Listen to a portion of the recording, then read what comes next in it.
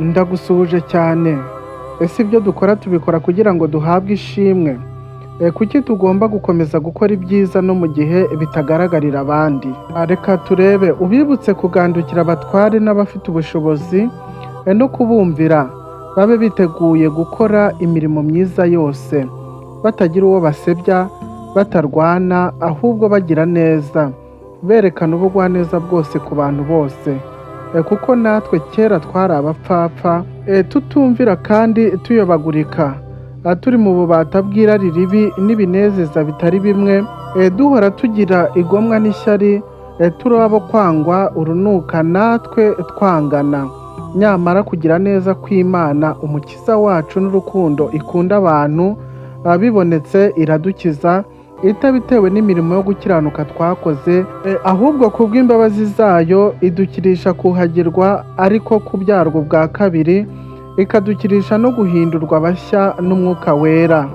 Uwo yahaye Yesu Kristo umukiza wacu kuducunshumuriraho cyane, kugira ngo dutsindishirizwe n'ubuntu bwayo, duhere ko tube abaragwa dufite ibyiringiro byo kuzahabwa ubugingo buhoraho. Iryo jambo ni iryo kwizerwa kandi ndashaka ko uhamya ibyo ubikomeyeho cyane, kugira ngo abizera Imana bagire umwete wo kwamamaza, gukora imirimo myiza. Ibyo ni byo byiza kuko bigira icyo bimarira abantu.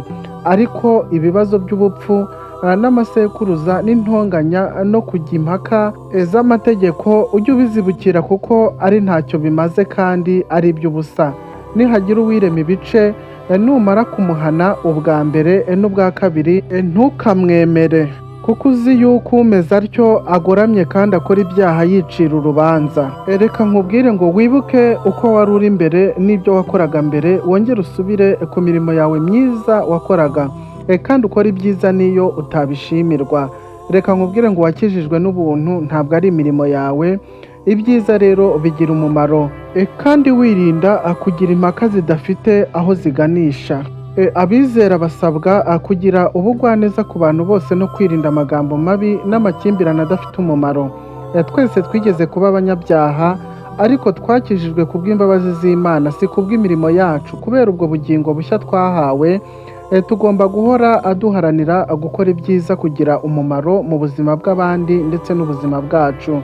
Twakijijwe ku buntu, tugomba kubaho twihatira gukora ibyiza kugira ngo tube abantu bagira umumaro kandi bubaka abandi mu mahoro n'urukundo.